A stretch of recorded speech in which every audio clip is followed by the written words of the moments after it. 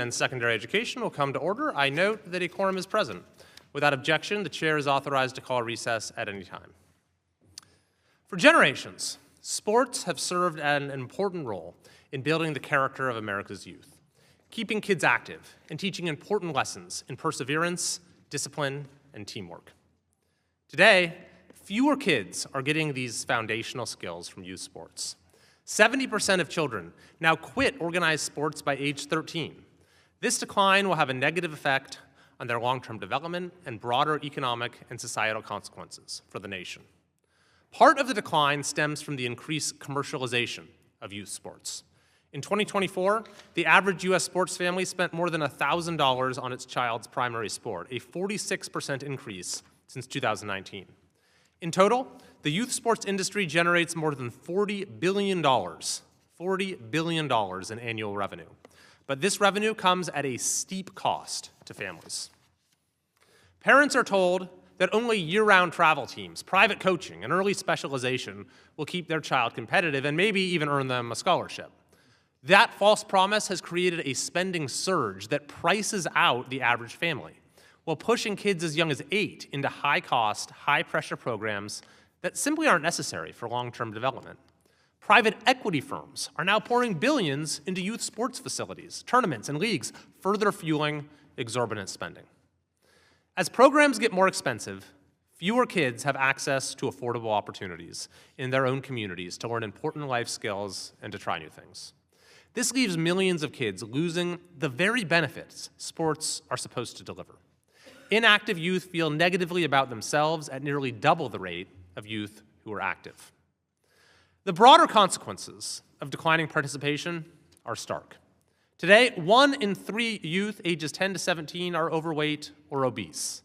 Medical expenses associated with obesity alone cost taxpayers $173 billion a year, with lifetime costs for today's obese youth projected to exceed $1 trillion. Meanwhile, on average, children spend nearly 8 hours a day on screens. And for kids who don't participate in extracurricular activities, it's roughly 2 additional hours every day. Excessive screen time is linked to obesity, depression, anxiety, and reduced self-esteem. What we are witnessing is more than a drop in sports participation. It is the loss of one of the most effective tools we have to combat rising isolation and mental health challenges in our children. When children lose regular in-person team activities, they lose daily opportunities to build confidence, belonging, and real-world social connection. But here's the good news. We already have a national target to turn this around.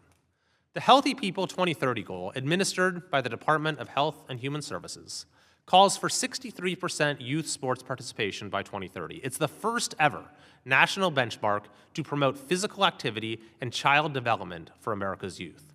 Achieving it would require about 3 million more kids to participate in sports and would result in $80 billion in savings from reduced medical costs and lost productivity, plus millions of additional quality years of life for America's youth. That is why we are here today, to shine a national spotlight on youth sports, the critical role they play in America's future, and how increasing participation can save billions in healthcare costs and improve millions of lives. I'm looking forward to today's hearing. I'd like to thank all of our witnesses for your participation, and with that, I yield to the ranking member for an opening statement. Thank you very much, Mr. Chairman, and thank you to the witnesses. I also look forward to this hearing today. Whether it's t-ball, track and field, baseball, lacrosse, soccer, football, hockey, swimming, or figure skating, or anything I left out, we know that participating in sports has long-term benefits for young people, their families, and their communities. Studies show that participating in youth sports improves mental and physical health, lowers stress, heightens self-esteem, fosters social skills, improves academic outcomes, sparks collaboration, joy, and more. More than 60 million children participate in youth sports in the United States annually. Sports have long been an avenue for all children to come together regardless of socioeconomic status, but the playing field is increasingly a pay-to-play industry, accessible more only to the wealthy. According to the Aspen Institute, who we'll hear from today, the youth sports industry generates, as the chairman said, more than $40 billion in revenue every year. That's more than the revenue of the NFL. The New York Times reported that in 2024, the average family spent more than $1,500 on their child's sports. And as the cost of living continues to rise, working families must juggle skyrocketing healthcare costs, housing costs, groceries, and more. And on top of this, families are now facing exorbitant fees and costs associated with team registrations, travel, lodging, equipment, and apparel. This enormous financial barrier to entry can and does prohibit families from enrolling their child in these important activities. Youth sports used to be local recreational activities, but in recent years we've seen this cherished pastime be consumed by corporate interests that put profit over play. Increasingly, private equity firms are taking advantage of families by buying up and consolidating training programs and leagues and then setting sky-high prices. These private equity firms can drive up prices because they know that parents who can will try and will sacrifice to give their children the best opportunities and a chance to succeed. But the gap is widening. Fewer children will have access to the benefits that come with participating in youth sports, and we heard about that from the chairman, and I know we'll hear about that from the witnesses.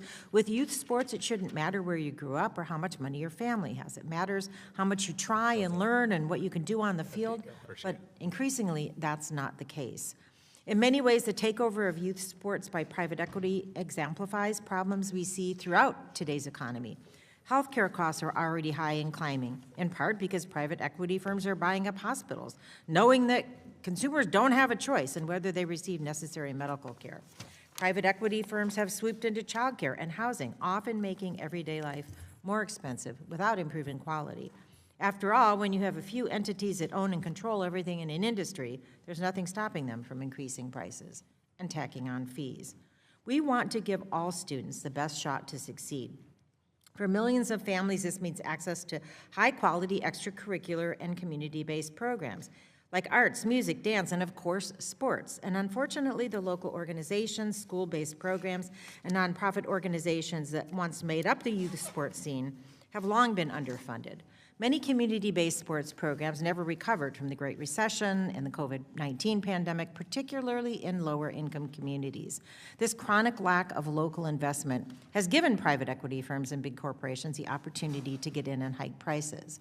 Then, to make matters worse, the Trump administration is making it more difficult for youth sports to remain accessible. The budget for fiscal year 2026 includes nearly $4 billion in cuts to national parks and recreation areas. And recent funding cuts and the termination of public education programs will further contribute to the lack of accessible sports programs for children. And the Trump administration has done nothing to rein in private equity, curb corporate greed, or protect consumers. The majority of Americans live in a country where the economy doesn't work for them. And despite the president's claims, the American people know that the affordability crisis is no hoax.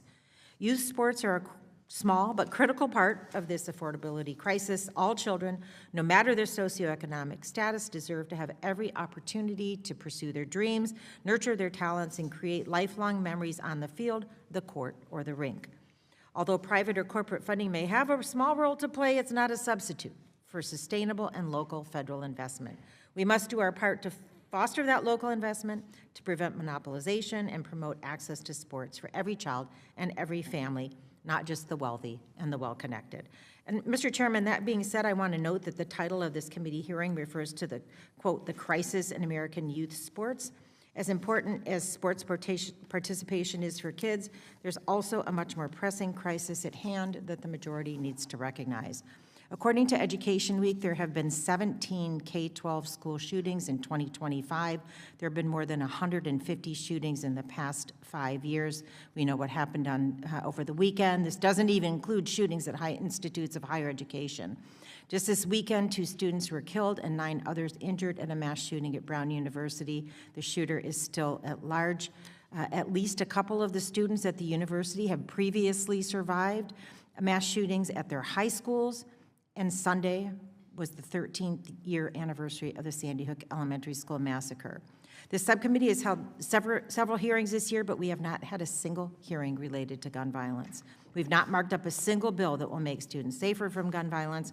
We can talk about the other issues as much as we want: math, reading, CTE, screen time, student privacy, and sports, and none of that matters if children are shot and killed.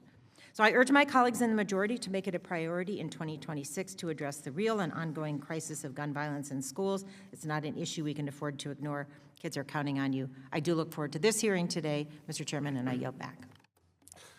Pursuant to Committee Rule 8C, all members who wish to insert written statements into the record may do so by submitting them to the committee clerk electronically in Microsoft Word format by 5 p.m. 14 days after this hearing. And without objection, the hearing record will remain open for 14 days to allow such statements and other extraneous material noted during the hearing to be submitted for the official hearing record. I will now introduce our witnesses. Our first witness is Mr. Tom Ferry, the Executive Director for the Sports and Society Program at the Aspen Institute from San Clemente, California. Our second witness is Mr. Steve Boyle, the co-founder and Executive Director of 241 Sports from Hartford, Connecticut. Our third witness is Ms. Catherine Van Dyke, a Senior Fellow at the American Economic Liberties Project from Washington, D.C. And our fourth witness is Mr. John O'Sullivan, the Chief Executive Officer of Changing the Game Project from Bend, Oregon. We thank our witnesses for being here today and look forward to your testimony. Pursuant to committee rules, I would ask that you each limit your oral presentation to a 3-minute summary of your written statement. As committee members have many questions for you, the clock will count down from 3 minutes. However, pursuant to Committee Rule 8D and committee practice, we will not cut off your testimony until you reach the 5-minute mark. I would also like to remind the witnesses to be aware of your responsibility to provide accurate information to the subcommittee. I will first recognize Mr. Ferry for your testimony.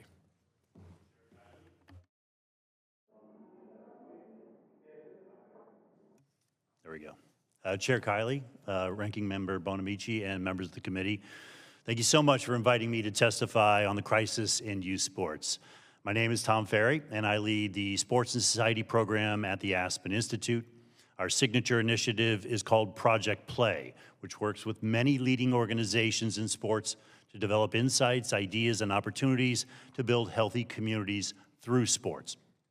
I'd like to talk to you today not about my goals or those of the organizations that sit at the center of Project Play, but your goals and our goals as Americans, those of Healthy People 2030, the nation's plan to address our most critical public health challenges. 8 years ago, an interagency group led by HHS began to capture data from the National Children's Health Survey on the percentage of youth ages 6 to 17 who were playing sports, 58%. And they set a target by 2030, a 10% lift to 63%. We at the Aspen Institute took that as a call to action for the private sector and the nonprofit sectors to step up. So Project Play created a roundtable of 20 leading organizations that would show the way. Leagues like the NBA and Major League Baseball, Nike and Under Armour, ESPN and NBC Sports, the top registration platforms, competitors in many cases, rallying around an opportunity that will lift all boats, getting and keeping more children playing sports. We call this effort 63 by 30 and developed the value proposition. We worked with HHS and university researchers to publish a peer-reviewed study in the American Journal of Preventive Medicine showing that if we can hit the 63% target by 2030, the nation will derive at least $80 billion in social benefits, in direct medical cost savings and worker productivity gains alone. That's because active kids become more active adults. This cohort of today's youth alone will enjoy 1.8 million more QYL, or quality years of life. And that's only scratching the surface on the benefits. If you played sports as a kid, and I know many of you did, you know what you learned: resilience, teamwork, creativity, leadership, how to compete hard and within the rules while respecting your opponent.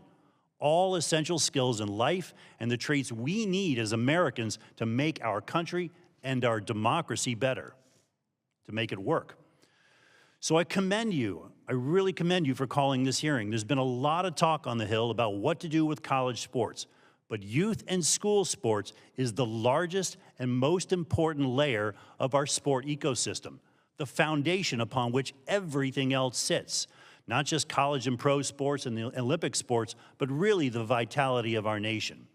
You recognize what the original advocates of youth sports figured out at the start of the 20th century, that sport is a tool of nation building and personal development. President Teddy Roosevelt used the White House pulpit to promote as much.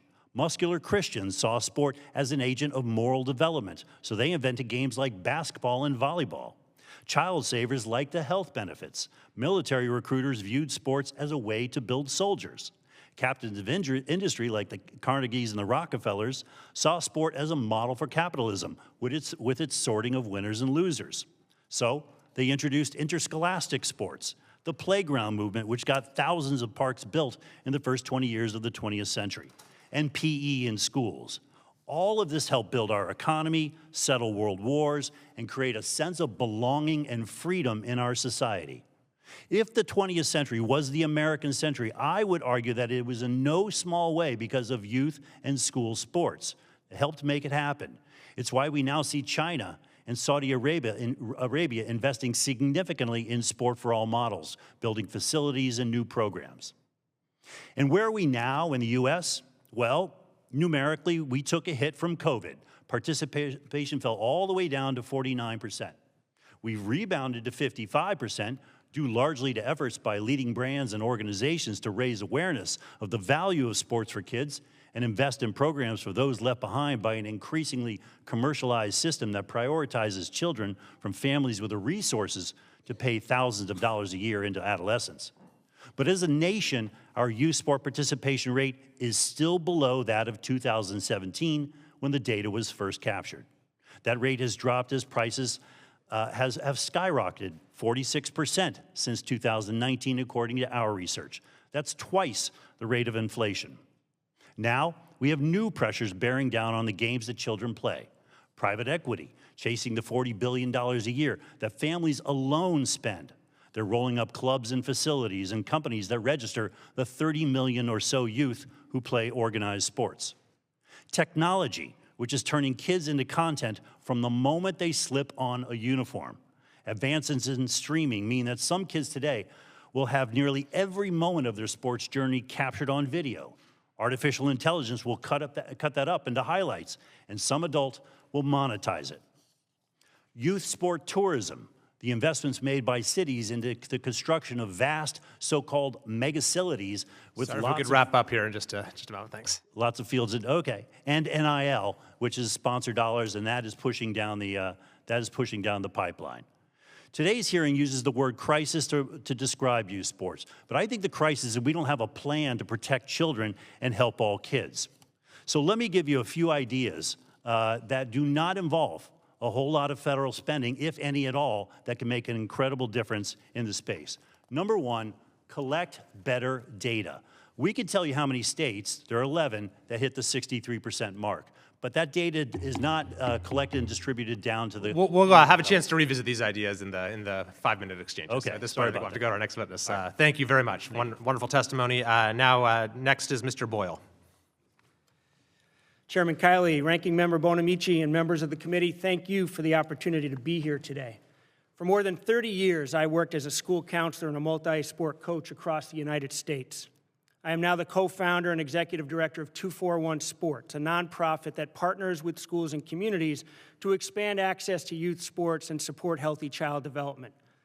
While we are known for helping kids try new sports, much of our work today is in year-round school-based programming that reaches children from low and middle-income families who would otherwise have very little access.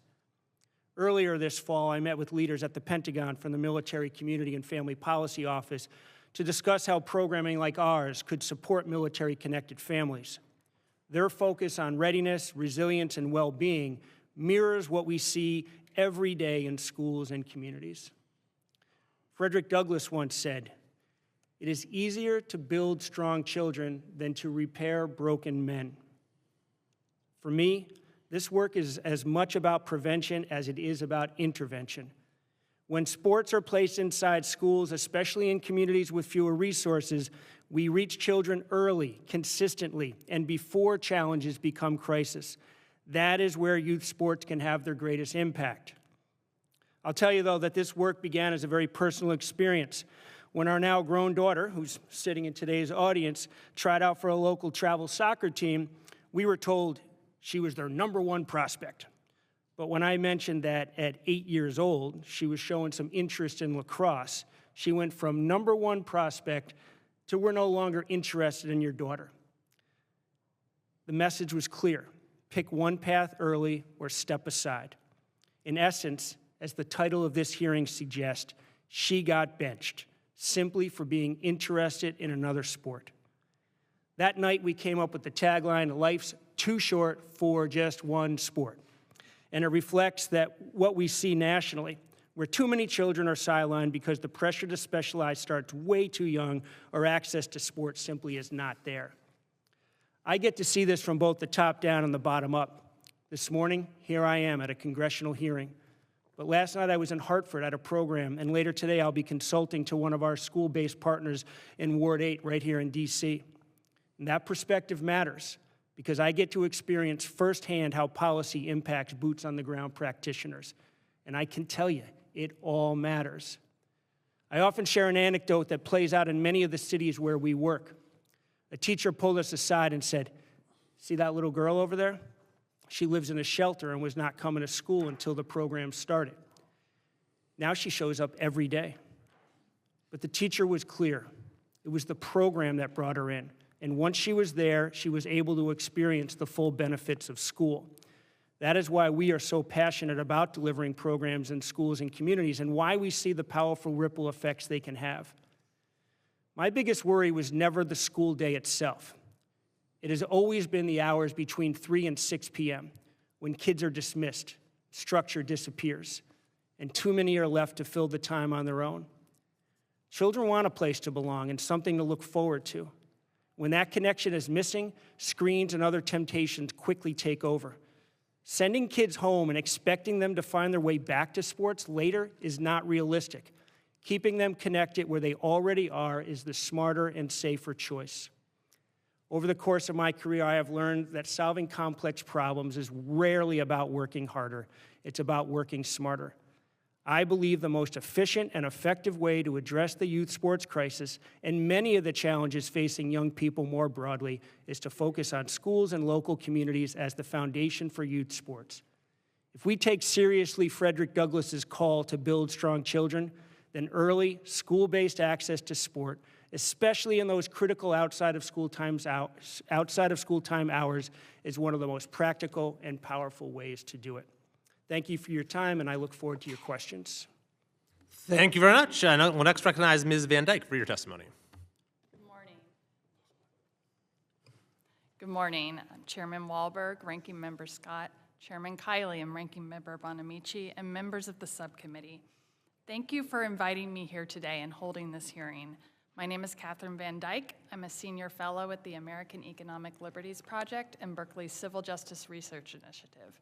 I previously worked at the Federal Trade Commission, and for 2 decades, I represented small businesses and consumers taking on powerful corporate interests in court, including an antitrust lawsuit challenging Varsity Brand's alleged monopolization of all-star cheerleading. I'm here to sound the alarm about the anti-competitive consolidation of the youth sports industry. Youth sports used to be a great equalizer, where children from all backgrounds could learn teamwork and grit and build community bonds. Today, it has become the next victim of a financialized economy. Private equity is stealthily capturing youth sports, using the same playbook it has deployed in veterinary clinics, nursing homes, fire truck manufacturing, and countless other industries. Kids are burning out because of specialization, and injuries are on the rise. Families are going into debt, and it's based on a lie.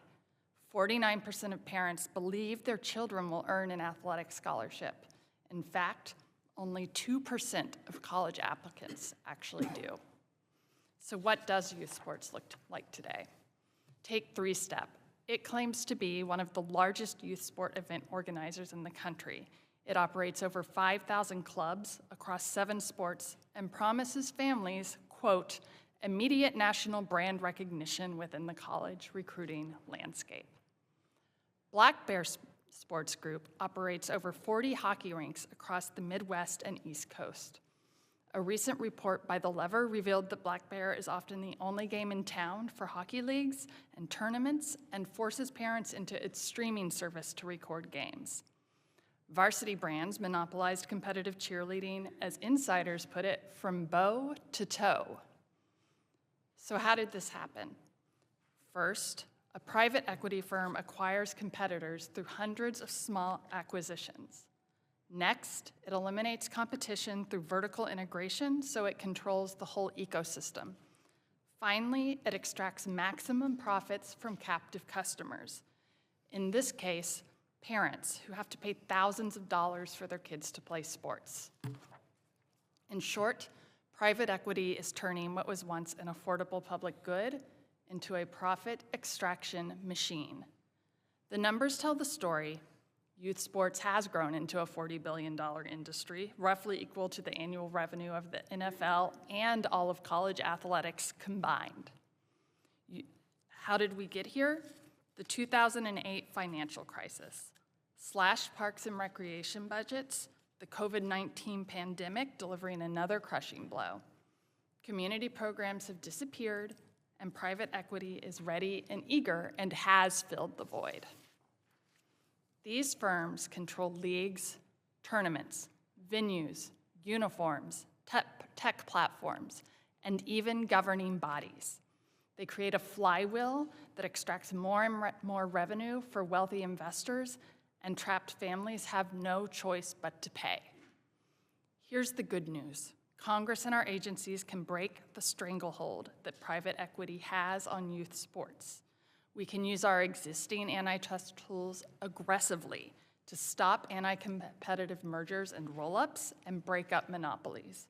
We can strengthen those tools by modernizing our laws to ban vertical integration, require transparent accounting practices, and stop corporate looting. We must ensure also that our antitrust enforcers have the funding, the staff, the resources, and the political support they need to go after bad actors.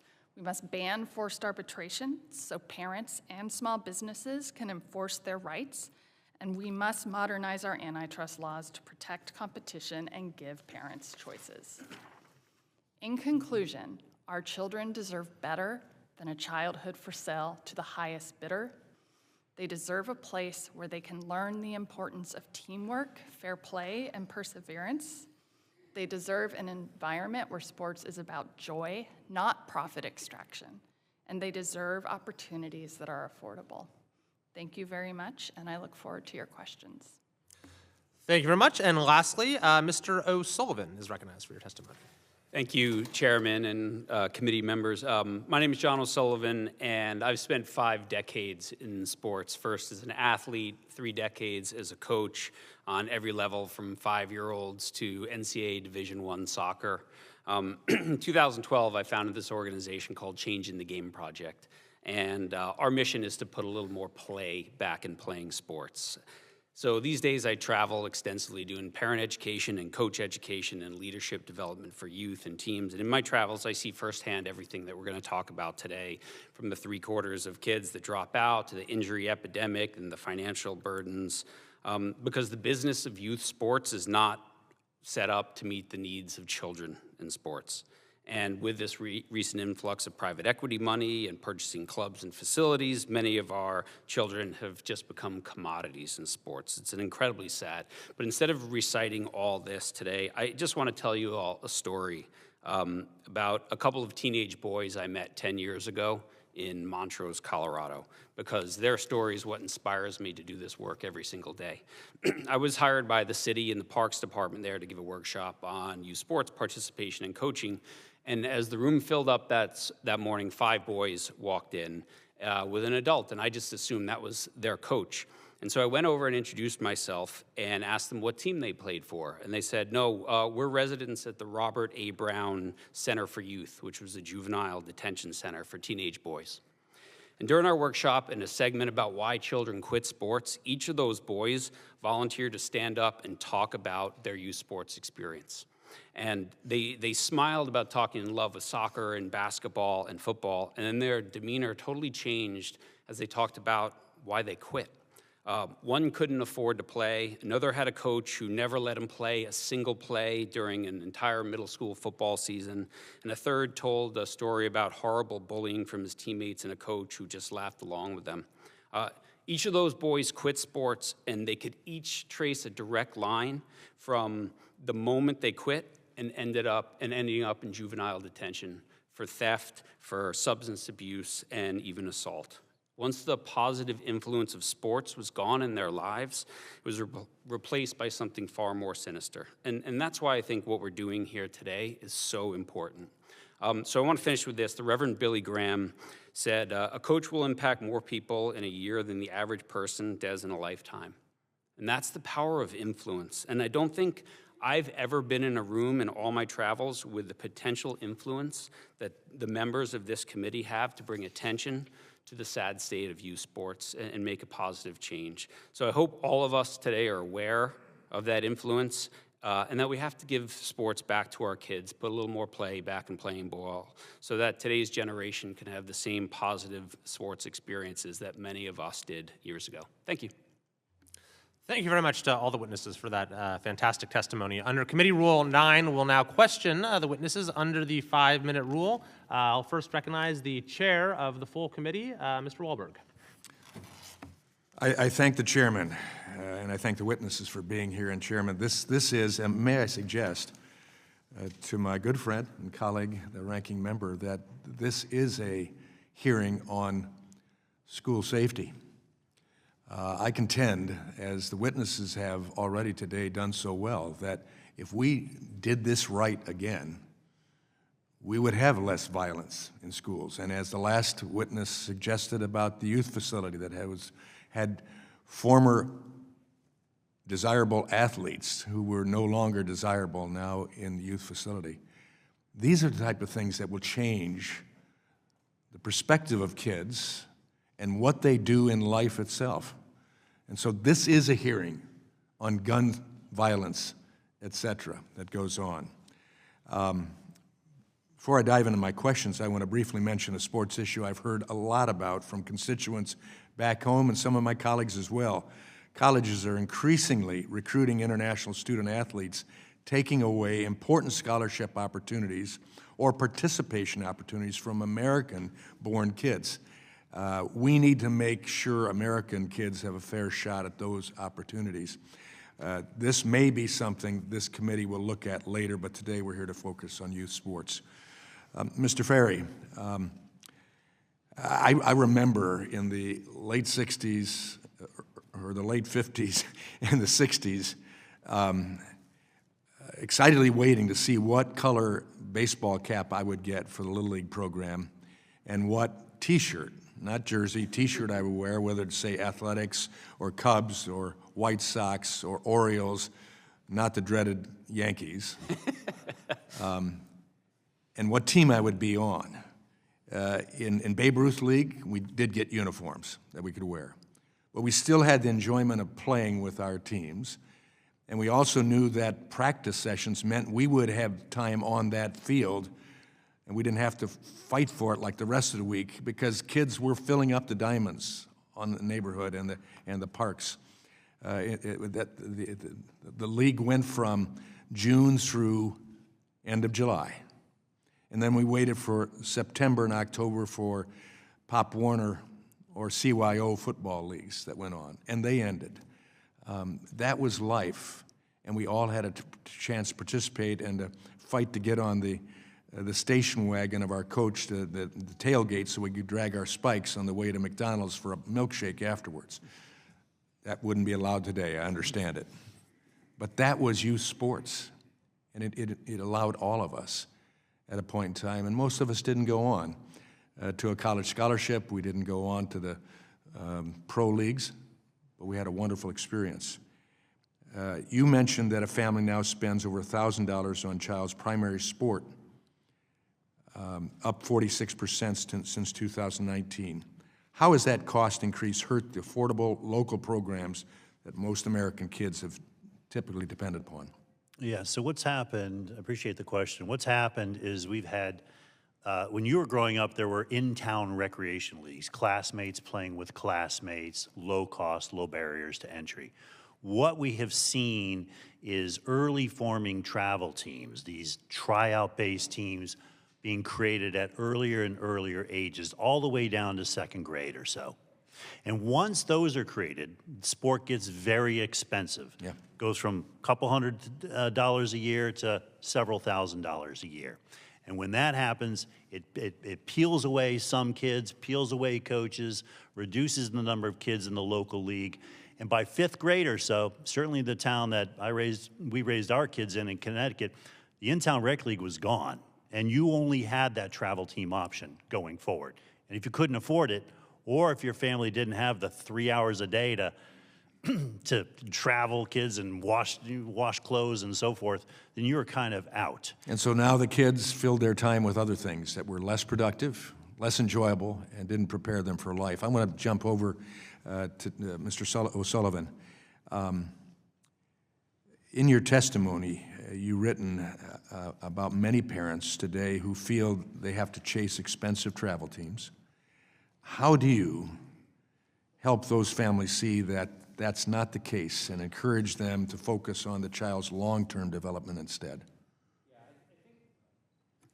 I think parents, what they need to do is begin at the end, right? What do you want out of sport? And I don't think anyone ever says, I want a child who's beat up, injured, burnt out, whatever. They want a healthy, functioning, high-character human being. And so that's what I say. Begin at the end and then sign up for sporting programs and find coaches and find leagues that support that mission. And that the goal, the purpose is to develop a great human being. And then maybe the goal, if you have the luck and the genetics, you do well and you get a scholarship. Maybe you play at the next level. But it's really about human development first. And I think just a lot of parents are scared. They're scared that if they don't sign up, if they don't leave the rec league, their kid's going to get left behind. From your lips to parents and God's ears, thank you so much. I yield back. Mr. Scott, the ranking member of the full committee, is recognized. Thank you, Mr. Chairman. We've, as previously been mentioned, we've been asking for hearings on gun safety in light of the recent shootings. I think those are even more important now. But in the meanwhile, I'll ask Mr. Ferry, you've talked about crime and health. Do you have studies that show that a student is more likely to graduate if they participate in sports? Yes, students are more likely to stay in school, more likely to graduate, more likely to go to college, less likely to suffer a range of chronic diseases, everything from 13 types of cancer to on and on. And then they are generally more active adults, and because of that, they have more active kids. And what about likelihood of committing crimes? Yeah, there is a relationship. I don't have the data right in front of me. I can get it for you, but there is a relationship. If you could provide us with those studies, that'd be helpful. Happy to. And Mr. Boyle, you mentioned the time between 3 and 6. Do you have studies that show the value of filling up that time? I'm a programmer and a counselor, so I'm not great on the data. It's life experience and anecdotal. It's about what we see, and it's about what we know. There's certainly Tom's team's really good at getting the data for us for something like this. Well, but you're talking about lessons like what teamwork means and sportsmanship? 100%. I mean, I think, as was alluded to, most folks here probably, I mean, at least I knew personally, right? I couldn't wait for the end of the day because I was going to be with my team, I was going to be with my coach. And I think for trying to create belonging and connectedness, there's nothing better than sports. And some of the kids we work with just don't get that opportunity. Well, like the chairman, I played Little League Baseball growing up, and that meant a lot to me, so I know what you're talking about. Mr. Sullivan, obviously relatively few people will be playing varsity level. How can we guarantee that others will have an opportunity to participate in sports? Yeah, I think our goal in sport has to be to develop children to be active for life. And the statistics are around after the age of 21, 91% of people's sporting pursuits are individual in nature. So one thing is not just the focus on team sports, but running, swimming, cycling, climbing, all these different things are really, really important sports to bring into kids. And just, yeah, I mean, I just think it's not just, there has to be a pathway for the very best athletes, but then there has to be a place where the ones who are not on that pathway still move into community programming and become just, you know, part of the local rec league. Now, with the value of sports and recreation, traditionally, I think it's been alluded to, Parks and Recreation. I ran the Little League Baseball when I was growing up, and a lot of people had that opportunity. Ms. Van Dyke, what happened to Parks and Recreation? Why are we relying on private equity rather than public funds, Parks and Recreation, or public schools to provide these opportunities? So as a result of the 2008 financial crisis, Parks and Rec budgets were slashed, and that really did leave a void where private equity firms came in and filled it with high-cost, flashy, elite club teams. And by filling that void, they were then able to continue to build their flywheel, where they gained control of the venues and the governing bodies and the apparel companies. And they really, and that flywheel also builds a moat that the community groups that my colleagues here are talking about can't compete with. They can't penetrate it because these private equity companies aren't just capturing the teams and the leagues, they're capturing the players. Well, it seems to me that we got to get Parks and Rec and the public schools back involved so those opportunities will be there. Thank you, Mr. Chairman. I yield back. I'll now recognize myself for 5 minutes. So growing up, my main sports were basketball and soccer. Unfortunately, I didn't make the freshman team for basketball. Still blame that on a late growth spurt. I played 1 year of freshman soccer, but wasn't good enough for varsity. I did end up playing tennis for all 4 years, although nowadays, to be honest, I play more pickleball. Don't tell anyone. You know, the point is kind of like the ranking member was just saying. There's this sort of inherent winnowing process in a lot of sports. And so to follow up on Mr. O'Sullivan on your last answer, how do we maintain opportunities for young people of different skill levels? I think soccer does a pretty good job of this. You have rec and select and competitive, but even then sort of the rec leagues tend to winnow out as kids get older. So how do we make those opportunities more durable? Well, I think it's, again, this education around what is the purpose of sport. And, you know, parents ask me all the time, how does my kid make the elite team? And I think that's the worst word in sports is elite for little kids. And I just say, you know, just change the name of your team. That's what everyone else does. They just call their team elite, right? So, you know, I just think it's this thing that we have to keep as many kids as possible, as long as possible, in the best environment possible. The countries that do it best in sport development, they keep those kids. They're not making cuts at 6 or 7 years old. They're not forming competitive teams. And, you know, I remember I had a friend who lived in New York City, an author named David Epstein, and he said to me, you know, John, I live in Brooklyn, and I look out the window, and there's a 7-year-old competitive travel soccer team practicing in the park across. He goes, and I find it really hard to believe that a 7-year-old team has to travel to get a competitive game in a city of 10 million people. And Mr. Boyle, it seems to me maybe one of the issues here is the state of PE in our schools. Have you looked at that at all, to the extent to which you know, there's a connection between robust PE programs and youth sports participation? Yeah, it's interesting because we get the luxury of walking into lots of schools across the entire country, and there's no consistency as far as physical education is concerned. The patterns are just weird sometimes. You might get one PE class every 2 weeks, or maybe you do 2 weeks or 4 weeks of PE, and then you don't get it till the next year. And there's not always a focus on sport, and I get it. My PE colleagues would say there's more to physical education than just sport, but I don't think it has to be either or. I think that, you know, schools can work in a way that teach fundamental sports skills so that kids have some confidence to perhaps do some sports outside of school time. And so I think there's an opportunity here to create some consistency around how it's being delivered and to recognize the value of sport. Yeah, I think that's an important aspect of this, is that is how a lot of young people get habituated and learn different sports and learn the value of physical activity. And Mr. Ferry, you had a couple other, I think, policy recommendations that you wanted to share with us. Do you want to take just a moment to go through those? Yeah, and again, I appreciate for going along the first time. Number one, collect better data from the federal government. Push it down to the local level so folks can make decisions at a local level for what makes sense to them, right? Second of all, I would suggest that we register all youth sport organizations. You can't manage what you can't measure, right? The Safe Sport Act of 2017 requires that any member of an NGB, or a national governing body, register with the U.S. Center for Safe Sport and get their coaches trained in abuse prevention and pass background checks. The problem is that covers at best 1/3 of youth sport providers. I think all youth sport providers should be required to register with the center, and they should receive a benefit for doing so. Maybe it's free or discounted background checks or abuse training. I think that will reduce costs, level the playing field, and help manage a very messy landscape. Secondly, I think you can redirect the sports betting tax. So I'm not a fan of sports betting, but it's here and it's not going away, and it's raising significant revenue for the federal government, nearly $400 million last year in excise taxes. What if instead of that money going into the black hole that's the federal budget, that it went to closing gaps in youth sports, background checks, coach training, injury prevention, programs for low-income youth? Take from the treetops and give to the grassroots.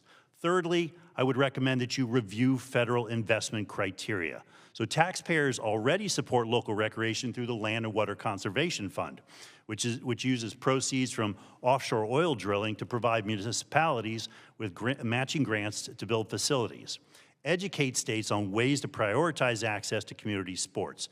You can also use economic development assistance grants to build sport facilities, youth sport facilities. I think there's bipartisan support for that. My final ask is, please don't reform college sports without looking at the implications on youth sports, because anything you do at the college level in terms of employee status or NIL or sport offerings will have a downstream effect on youth and school sports. Thank you very much. Representative Adams of North Carolina is recognized. Thank you, Mr. Chairman, and thank you to our witnesses for being here today. Youth sports should not be a luxury item. They should not depend on how much money a family has or how far a parent can travel, or whether a private equity firm thinks that a field or a league is profitable. When kids play sports, we know what happens. They're healthier, they do better in school, they build confidence, teamwork, and resilience. But across this country, too many kids are being benched, not because they lack talent or interest, but because the system has become too expensive and too concentrated. A GAO study found that tight K-12 budgets are already limiting access to sports because schools struggle with transportation, facilities, and staffing. And at the same time, we're seeing private equity buy up leagues and facilities and equipment suppliers, driving prices up and pushing community-based programs out. That combination is squeezing families, schools, and small businesses all at once. So today I want to focus on who is getting left out and what role the public sector must play to make sure that youth sports remain accessible to all kids, not just those who can afford pay-to-play systems. So let me turn to our witness, our Democrat witness, Ms. Van Dyke.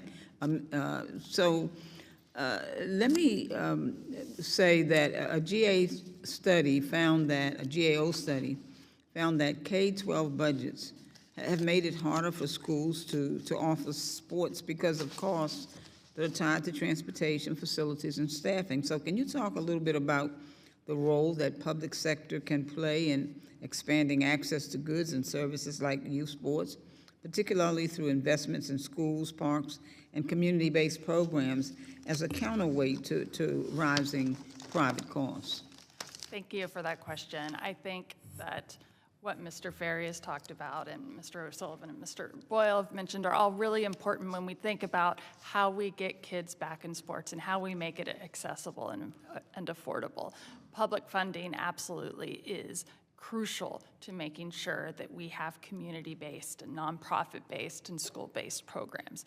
Because when we don't have those, What we have left is these really high-cost, monopolistic entities that aren't interested in growing their programs to make them affordable and accessible to everybody. They're simply interested in profit. They're interested in protecting their monopoly and driving cost up. That's why we see a $40 billion industry that is growing according to investment firms, but it's growing as participation is going down. What does that tell us? It tells us that they are jacking up prices and that they are solely focused on profit. And so when, Representative, you talk about community-based programs, we need that because we need programs that are focused on the growth of the children and accessibility, not programs that are focused on profit. Okay, thank you. So, you know, we also hear a lot from families and small business owners in my district who feel like they're being priced out, not just of youth sports, but of the broader economy. So I want to zoom out for just a moment. Ms. Van Dyke, my constituents are deeply worried about small businesses. From your work on antitrust and competition, what are the main forces driving consolidation in the economy right now, and what policy choices have enabled that consolidation? The consolidation is largely driven by a lack of enforcement and by a continuing growth of businesses getting bigger, when you see businesses getting bigger and bigger. So for instance, the federal enforcers abandoned what's called the Robinson-Patman Act, and that prohibits price discrimination against small businesses. It's specifically designed to protect them. And in the last administration, that law was reinvigorated, but Chairman Ferguson at the FTC dismissed a lawsuit against Pepsi where Pepsi was specifically trying to, quote, advantage Walmart by driving up retail prices at small businesses so that customers would stay there. So let me move on quickly. What policy tools should Congress be considering, whether through antitrust enforcement, support for community-based programs, or public investment to ensure that youth sports remain affordable, local, and accessible rather than becoming another profit-driven industry? Got 8 seconds. We need to make sure that our agencies are adequately funded so that because they are tasked with policing our entire economy, we need to make sure that small businesses and consumers can adequately enforce their rights by prohibiting forced arbitration clauses and class action waivers. And we need to modernize our laws to take on vertical integration and serial acquisitions. Thank you very much. Thank you, Mr. Chairman. I yield back. Representative Miller of Illinois is recognized. Thank you, Mr. Chairman, and thank you to each of our witnesses for being here today. We all agree daily exercise is vital for a child's development. President Trump was right to reestablish the presidential physical fitness test to help ease America's expanding childhood obesity rates. And I actually have grandchildren in a school that are preparing all the students in the school to take that test. We all know exercise has many benefits, greater focus in the classroom, and my personal impression is that our boys especially benefit from exercise. Lower risk of, they benefit in light of focusing on their academics when they're allowed to move more. That's what I mean by that. Lower risk of heart disease, cancer, stroke, and diabetes, lower recorded instances of drug abuse, greater development of eye-hand coordination, and improved sleep. Yet today, children are met with greater technological distractions. I think this is one of the issues of why we have less participation. Outside of school, the average child spends nearly 8 hours a day looking at a screen, whether that be through TV, social media, or video games. Parents are finding it increasingly difficult to have their children participate in sports due to rising costs. But also, the thing that I noticed over the decades when I was raising my 7 children is that if you did not get your child in club sports, like under 10, so age 6 and 7, they basically were left out. They didn't have that opportunity.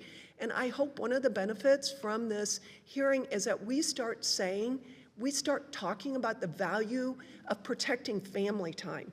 Children under 10 and families that have super young children should not have to forfeit their family time. Children should be allowed to have free time to engage with nature and in these family relationships, maybe even taking up an instrument or experiment, which sport do I like you were saying, your daughter, just considering that she might want to play a different sport, sideline her, put her on the bench. These are issues that we should be talking about and making it difficult then for parents to get their children into the sports teams. Also, I am concerned about biological boys being allowed to compete in girls' athletics. So related to that, my first question is for Mr. Ferry. What is being done to address the growing crisis that young girls face in sports as they are forced to unfairly compete against biological boys? So we are really focused on the 63% goal. How do we move from 51 to 55 to 63? So we've put most of our energy into the larger opportunities. The population of kids who are trans, it's very small. Doesn't mean it's an insignificant population, but we haven't put a whole lot of energy into that. I would say that we do have a position that every child should have an opportunity to play sports, and that we as a society should make every effort to give every kid a chance to play sports, but there are biological differences, especially once puberty hits, and there are very complicated equations about which sport and safety and health, we haven't weighed in on that necessarily. Right, they are in the minority, but they're playing against the majority who parents or grandparents don't want their daughter across the net from a large biological male. That's a deterrent to the girls being in it. It's also dangerous. I do want to bring up another issue because we keep talking about access to sports for every child, for every family, and there are many home-educated children in our country that are meeting barriers because the states, I believe probably 20 states, refuse to allow home-educated kids to have access to public school athletic programs. And the Tim Tebow law ensured equal extracurricular access, and I think that we should recognize that we have slammed the door shut unfairly to those students. And thank you, and I yield back. Ranking Member Bonamici is recognized. Thank you, Mr. Chairman. What a fascinating hearing. I appreciate all of you. I just want to make a comment at the outset in response to my colleague. Let me be clear that all students, including LGBTQI students and trans students, deserve access to and benefit from educational opportunities, including participating in sports. Ms. Van Dyke, you said in your written testimony, and you mentioned this, that 83% of parents believe their children have the talent to earn athletic scholarships. 49% are confident that they will, but in fact, it's only 2%. You have a citation there. I didn't get a chance to look into the details, but I mean, when my now adult son was in elementary school, he wanted to be an NBA player, but so did half of his classmates. I mean, we just don't have height genes in our family. But can you talk a little bit about where that expectation is coming from? Because your next sentence is that the industry's promises of more are puffery at best and deceptive violations of state and federal consumer protection laws at worst. Thank you for that question. I think it's an incredibly underappreciated consumer protection issue within youth sports, that these organizations, Black Bear is promising exposure to college recruiters. There's an entire company called Perfect Game whose sole purpose, they serve thousands and thousands of athletes and operate in 40 states, and their sole purpose is the promise of expensive exhibition games for college recruiters to go to. Three-step also, it takes about 30 seconds of scanning through these organizations' websites to see these promises, and they can't deliver on them. It's a fascinating issue. I'd like to follow up on that in the future. You were talking earlier in response to Representative Adams about the Robinson-Patman Act. So looking at the example of Black Bear Sports Group buying up youth hockey rinks across the country and then charging these absurd fees, what would antitrust enforcement look like in that situation, and what would be the benefits to parents of student athletes? I'll try to be brief, but there are a number of ways to take on this kind of consolidation by private equity. I think the first and most important is banning vertical integration in youth sports. There is absolutely no reason that the CEO of Black Bear Sports, who controls access to venues and owns hockey leagues, should also own the ranking system for those teams and players, and should also serve as a commissioner on a junior hockey league. Those are ridiculous conflicts of interest that allow, for instance, giving preferential treatment for ice time at the only ice rink in town to their teams.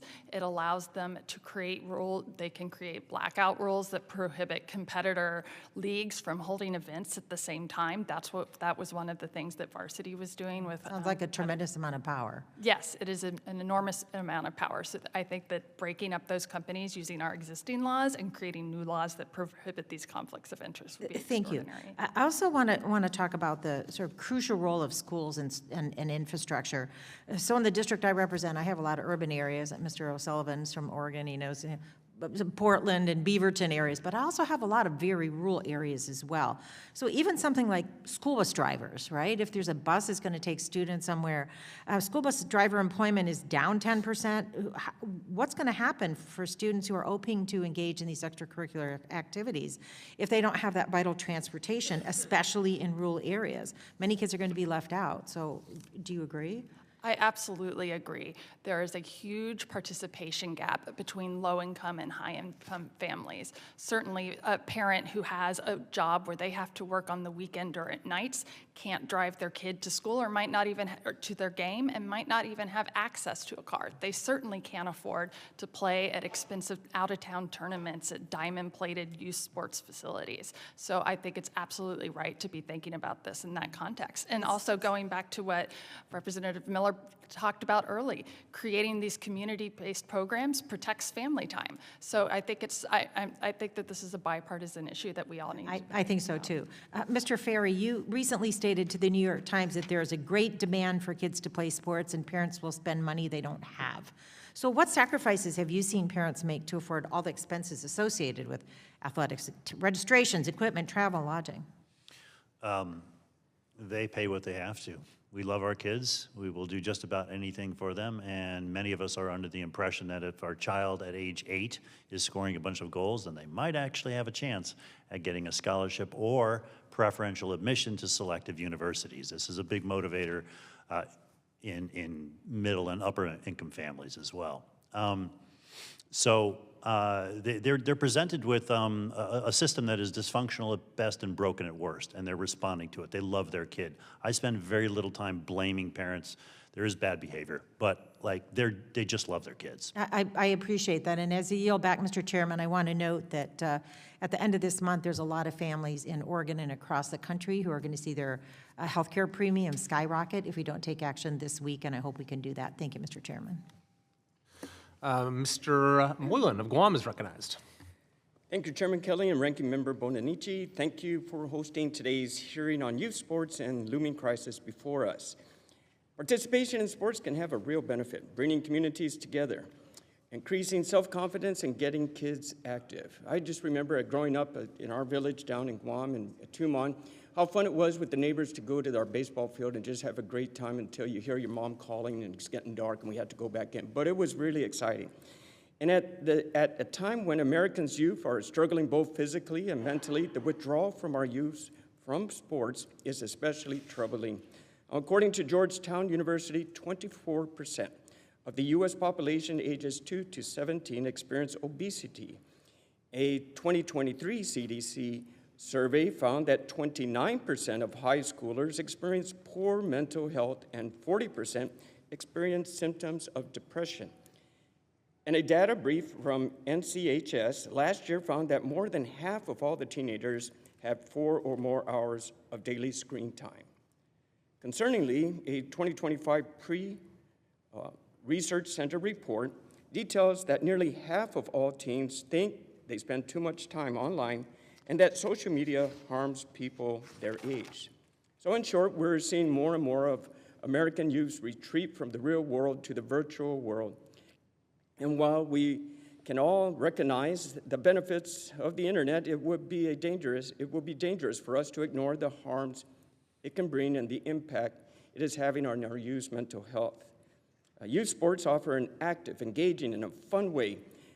As long as I remember as a kid, as long as I caught the ball or hit the ball, it's a fun way to counter these concerning health trends. Participation in youth sports has been linked to better academic performance, lower rates of anxiety and depression, lower risk to future illnesses, including heart disease and diabetes, improved sleep, and a greater likelihood of physical activity as adults. Additionally, in 2023, American Heart Association paper found that 80% of the youth athletes were within the normal weight range and only 15% experienced obesity.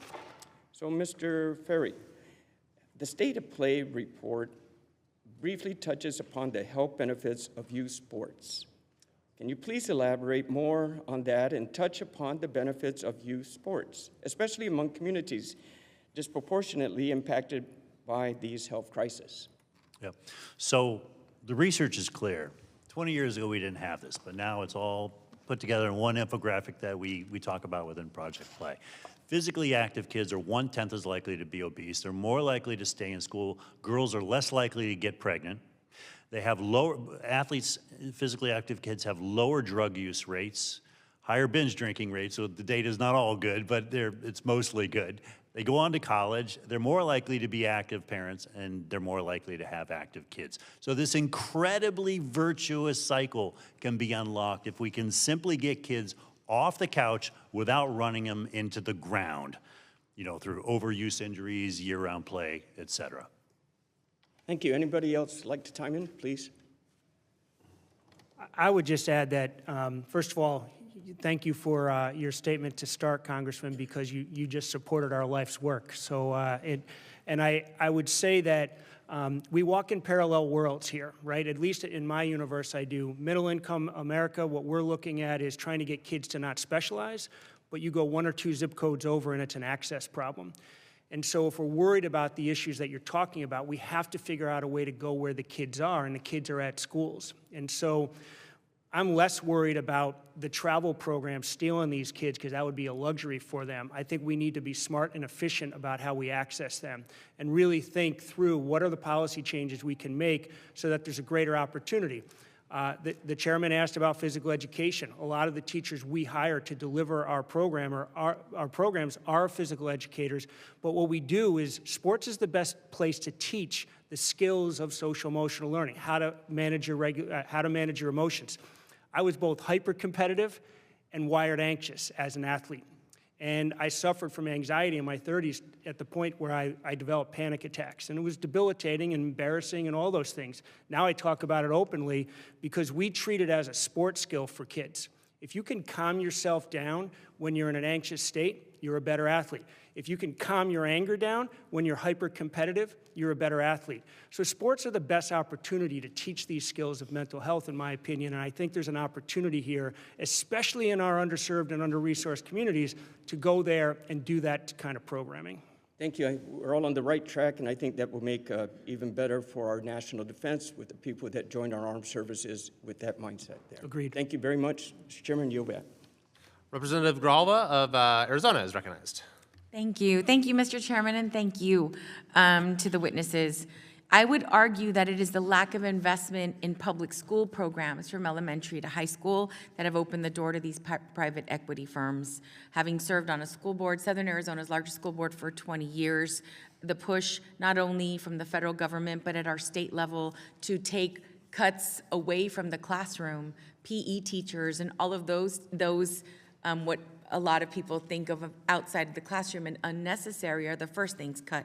And we all know that's wrong. But when you have limited funds, you have to direct them, where you need to. So all parents want the best for their children. I'm a mom of 3. We do everything we can for those babies.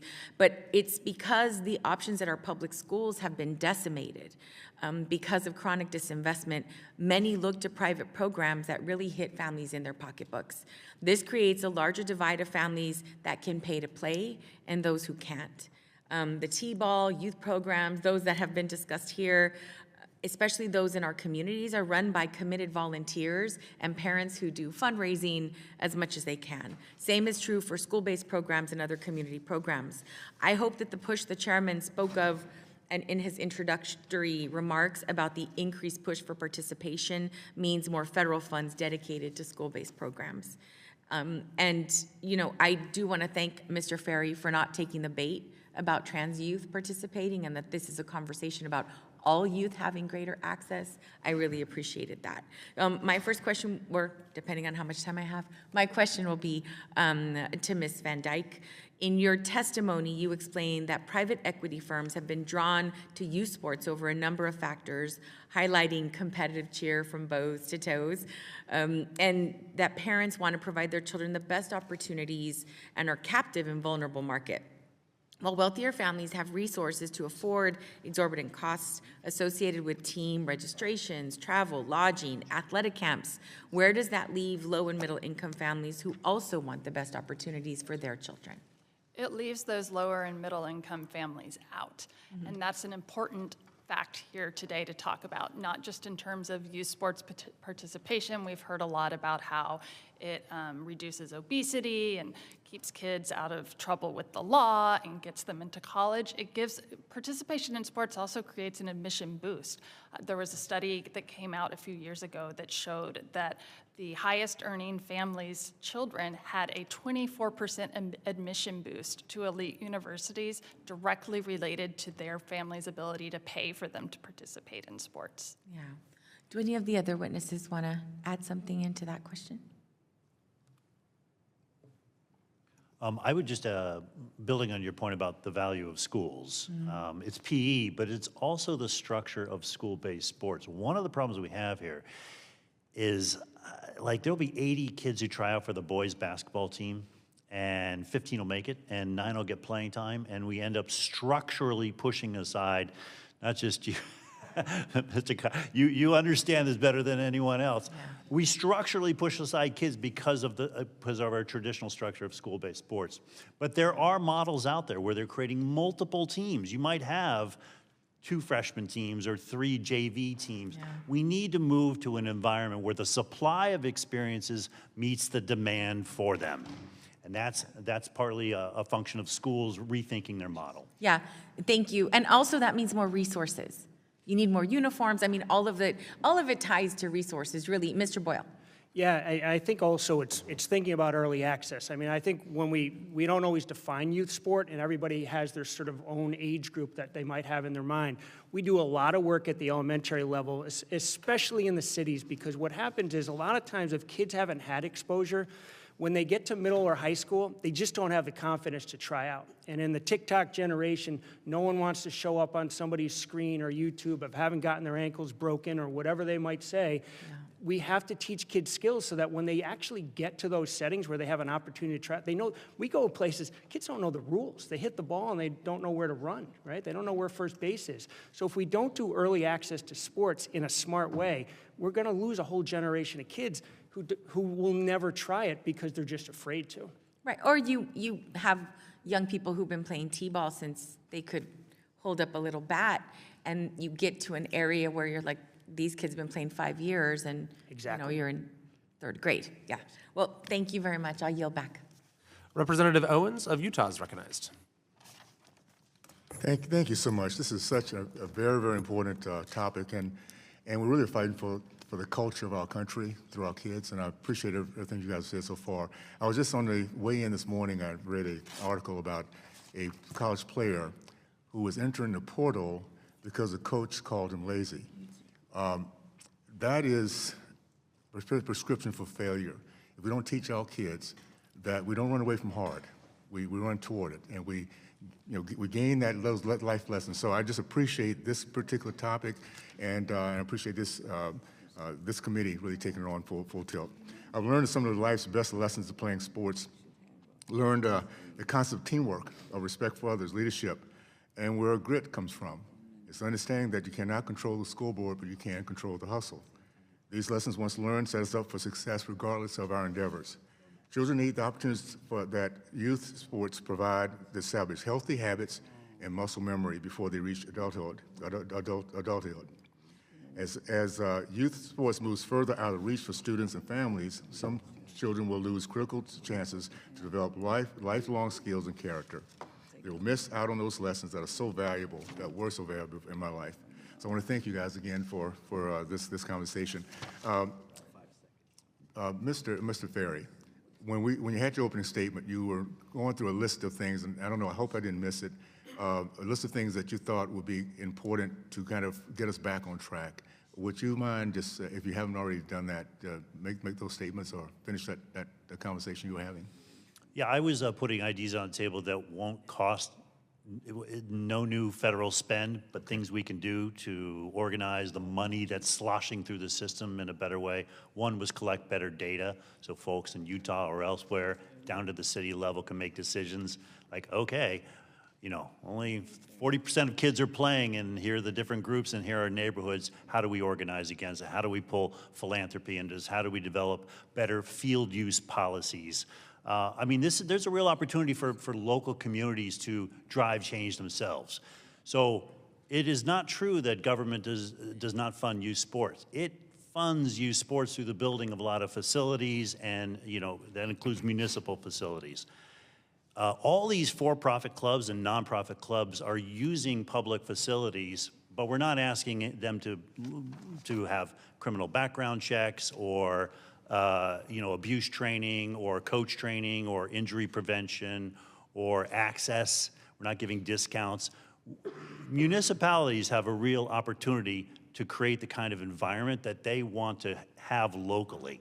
But we got to give them data, and we've got to give them tools to think about how to use the power of the permit. Okay, thank you so much. Mr. O'Sullivan, you mentioned in your testimony you've praised initiatives like the Soldiers to Sidelines that train returning military veterans to coach. What makes veterans a natural fit for youth sports coaching, and how can local leagues reach out to this type of leadership and to discipline in their, and bring discipline to their programs? Thank you. It's such a great question. So we know that when we have trained coaches, kids stay in sports longer. They're more likely to return and retain them. And so, yeah, there's a nonprofit called Soldiers to Sidelines that I've done some coach education work for. And what they are doing is they're taking these men and women who have served our country and that we've spent millions of dollars training on leadership and discipline and physical fitness and all that.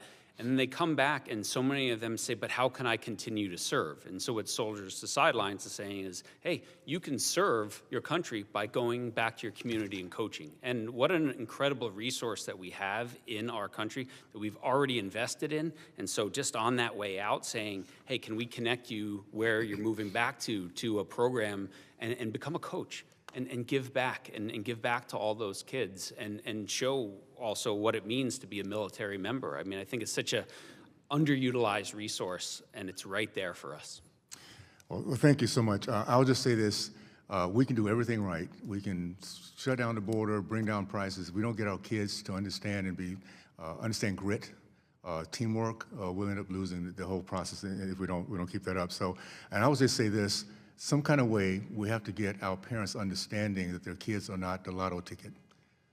We have too many kids, we have too many coaches that see their kids as something that is going to give them a big badge or big certificate. We need to be teaching character. So we'll get back to that. This is a great voice. I appreciate you guys doing this. In some kind of way, we'll see if we can help out on the federal side some kind of way. So thank you so much, and I yield back. Representative Hayes of Connecticut is recognized. Good morning, and thank you to our witnesses for being here. I have to say before I start, although it's not this subcommittee, but the full committee, I heard the comments from the chair of the full committee about this hearing actually addressing school safety. And while sports are important for school safety, we have to have a hearing on this committee to address school shootings and the safety of our children in American schools. To have woken up on December 14th, the 13th anniversary of Sandy Hook, to yet another incidence of school-based violence and shooting, and for this committee to have done nothing is beyond irresponsible.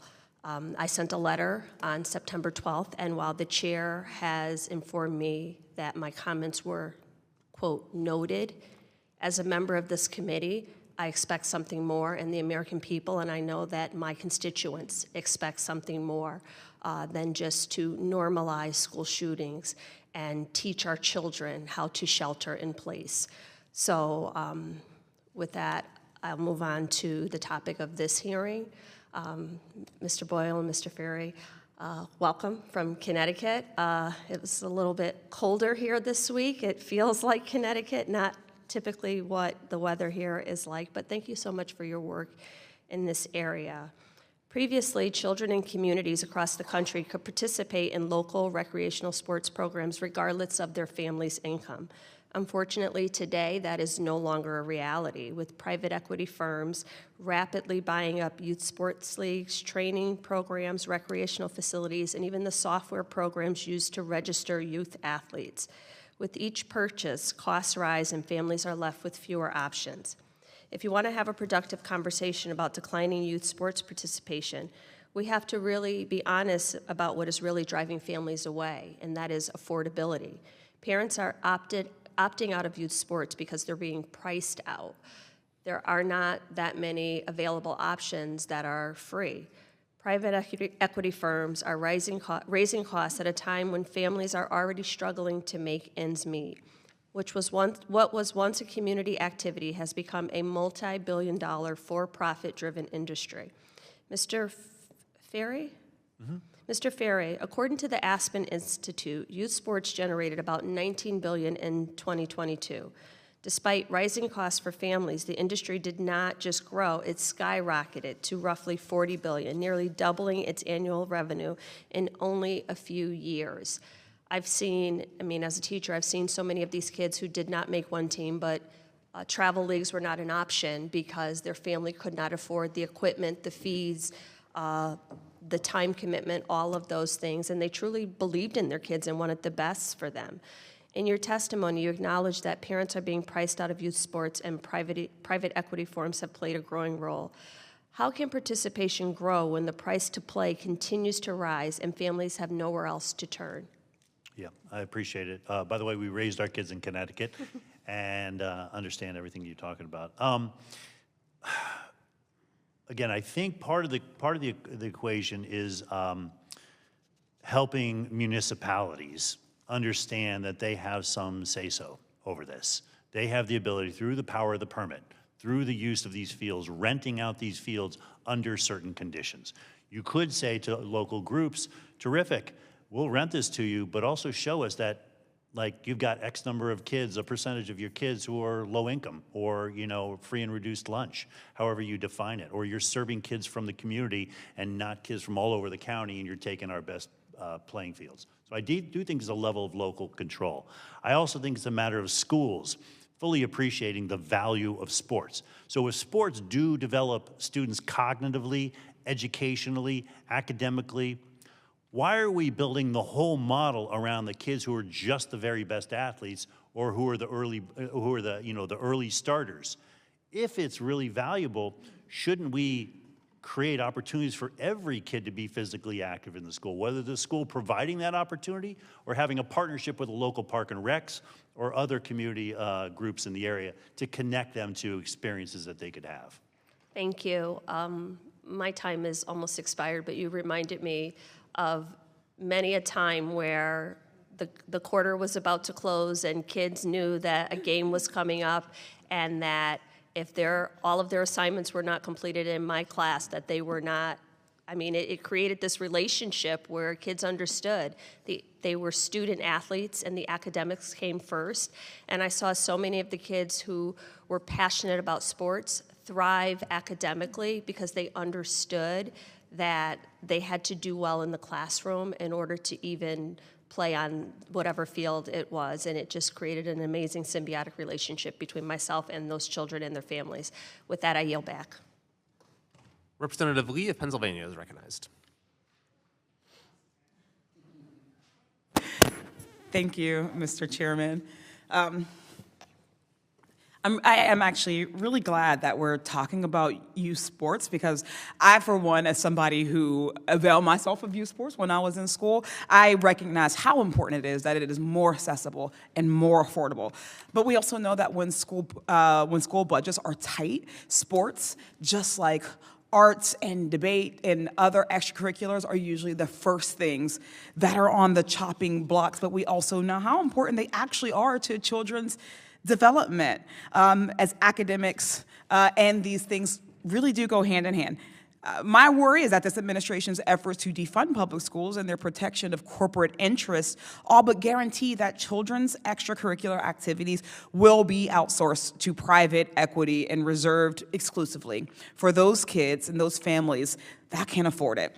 Because even when schools do have robust athletic programs, we already know that poor kids, kids from marginalized communities, are already falling behind their wealthy peers who typically, and now as we see kind of this movement of these private sports, AAU club sports, right?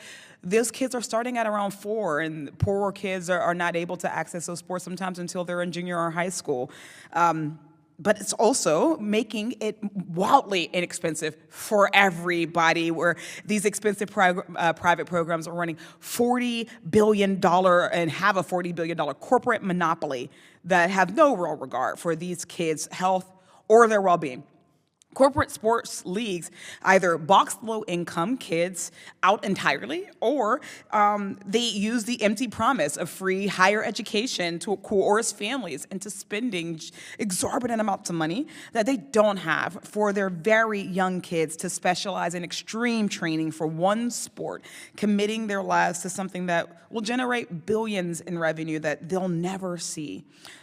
Sacrificing other parts of their lives to follow this one path that has only ever been available to a small fraction of students. Let me look around. Ms. Van Dyke, in your testimony, you shared a survey that showed 83% of parents believe their children have the talent to earn them an athletic scholarship, but only 2% of college applicants actually receive them, and most don't even cover full tuition. Do elite youth sports companies use predatory tactics like the promise of college scholarships to recruit families into their programs? They absolutely do. It's really easy to look at their websites and their promotional materials to see those promises. And they have to make those promises to justify the high costs that they're charging those families. And those high costs are the result of consolidation. It's not just youth sports where consolidation makes prices go up. Study after study, a study from the Census Bureau a couple years ago, a study in 2015 by John Quokka, a study in 1989, all show that when mergers and consolidation are allowed to happen, prices go up, wages go down, and small businesses close, and that when we actually enforce our antitrust laws and stop these mergers, prices go down, employment goes up, and small businesses succeed. Yeah, thank you so much for making those various connections there. Your testimony refers to youth sports turning into a profit extraction scheme. How you've mentioned how these markets are shifting through the consolidation, through the lack of any sort of antitrust laws, and as with all sectors, right? When youth sports are taking over by corporate monopolies, they don't prioritize, or no longer are at least able to prioritize the benefits to participating. And as we've heard from the other witnesses today, sports benefit children's development. They teach invaluable skills like social emotional learning. Mr. Boyle, as the executive director of an organization that offers school-based sports programs rooted in social emotional learning, I know you mentioned it briefly, but would love if you could share the connection between youth sports and why SEL is so important. Yeah, and again, and it's all kids. It's like all kids benefit from the skills of SEL, right? And because sports is the best place for teaching these things because the emotions happen in real time. And so, you know, a kid standing over a putt, a kid about to take a penalty kick, a kid about to take a free throw that matters. Those are life skills you can teach in real time. I was a school counselor, and so I would always be told, hey, you got to go in and do a lesson on anxiety or anger management or conflict resolution. It was a heck of a lesson. Yeah, you know what impact it had? None. The next day, it was gone.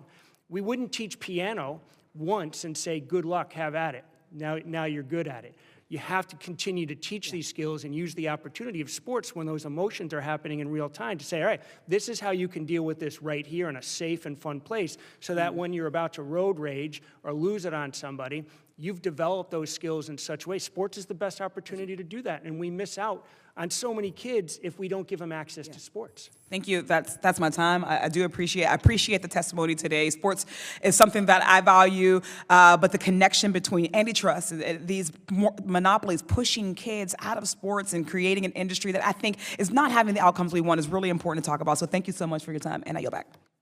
I'll now recognize Ranking Member Bonamici for her closing remarks. Thank you, Mr. Chairman, and truly thank you to the witnesses today. It's been a very informative hearing, and I know we'll be thinking and talking about it in the days and weeks to come. For millions of children across the country, participating in youth sports brings them joy, promotes teamwork, friendship, improves physical and mental health, gives students a place to hone their talents, discover new interests, foster lifelong friendships. But unfortunately, we know that the rising cost of youth sports, especially during an affordability crisis, is presenting a barrier for too many families. I wanted to note on the conversation about PE in schools that we here in Congress do not set curriculum. That's not what we do. However, we know over the years that those decisions made at the local level there are federal policies that affect those, and one of those is No Child Left Behind, which was well-intentioned. But what happened, and I'm urging us not to go back to those days where we put test scores in a place of acting as a punitive tool. What happens when there's too much emphasis on test scores is that all of the courses that are not tested are cut. And we saw that with arts, with music, with PE, with social studies, with everything that's not reading and math. So I'm very much encouraging us to keep an open mind that a well-rounded education that includes PE and humanities and arts is what students really need, especially today. We cannot, test our way out of this. If we can't have schools just focus on test scores because they're not going to be enhancing and providing classes like PE. We also know that without sustained investment, it's going to be harder for local organizations, school-based programs, nonprofit organizations that previously ran youth sports. They're going to be left without sufficient resources, and I'm concerned about the cuts in federal funding that are going for the existing federal programs right now. Companies like Nike, which is located in the district I am proud to represent, they have, they do product donations, community grants, and that's really helpful, but there is still a tremendous void, and that's why the private equity firms are swooping in and buying resources, programs, fields. Some of your testimony, Ms. Van Dyke, really highlighted how serious of a problem this is, and now they're able to charge high prices for what should be a quintessential childhood enriching experience. Too many students are left out. No family should have to choose between supporting their child's education and perhaps their dream, but also the benefits of PE and youth sports. They shouldn't have to choose between that and paying their bills. We must do more to counter private equity's outsized role in this industry. We must encourage local and federal investments so youth sports are accessible and affordable for all students. We have a wonderful partnership in the Tuolumne Hills Parks and Rec District, for example, with our schools in Oregon. That's a partnership between a local Parks and Rec District and school districts. We need more of that, not less of that.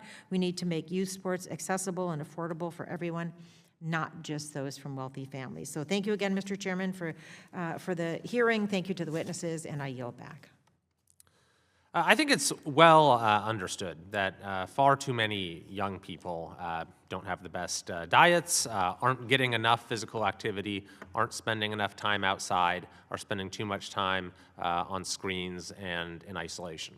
And youth sports is a solution to a lot of those problems and can set off a virtuous cycle of positive lifestyle choices with tremendous benefits for kids' social and emotional development. So I want to thank all of our witnesses here today for the role that you're playing in helping to set off that virtuous cycle for many, many kids across the country and to restore the role of youth sports to the place it should have when it comes to the upbringing of kids in our country. I think that this hearing today, we've identified a few areas where we could see improvement. One is just programmatic in terms of having more offerings for students to continue to be involved regardless of skill level, having maybe more robust PE programs in schools. The second is financial, removing the barriers to entry that have gotten just exorbitant in many communities across the country. The third, I think, is cultural, just trying to re-establish a culture that is supportive of play and competition and giving kids these opportunities from an early age. I do have to say, a few witnesses mentioned the experience of COVID, where we took this opportunity away from many kids. In my state, we were the last to allow youth sports to continue again. I took part in what we called Let Them Play rallies with kids across our state.